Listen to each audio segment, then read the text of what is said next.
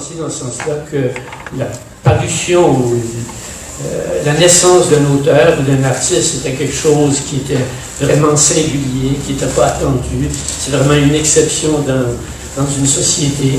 Mais en bout de ligne, l'ensemble de ces exceptions-là finissent par faire quelque chose qu'on peut peut-être appeler une culture.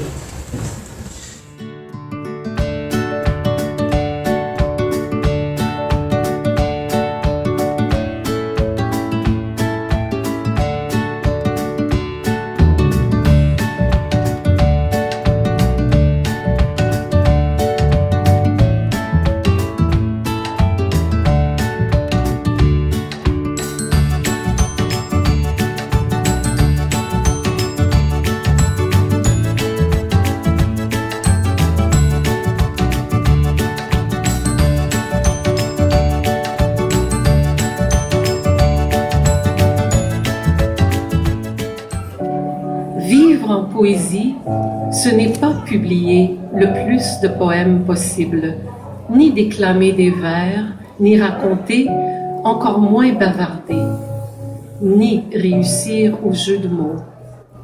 Vivre en poésie, c'est pouvoir se taire et écouter les voix du silence.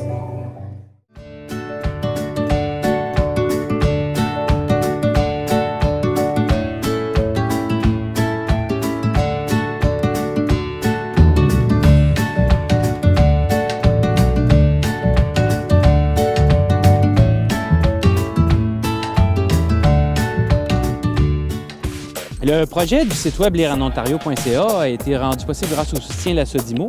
Et c'est issu d'un partenariat entre le regroupement des éditeurs franco-canadiens et l'Association des auteurs et auteurs de l'Ontario français. Le site web se veut une espèce de carrefour entre la littérature et le scolaire.